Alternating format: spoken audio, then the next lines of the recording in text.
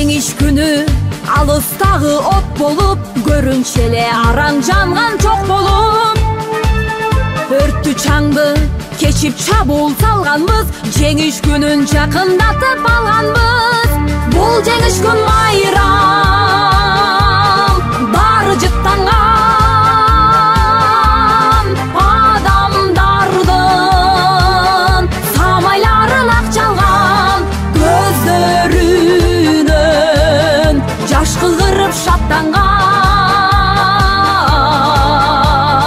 жеңиш күнү, жеңиш күнү, жеңиш күнү.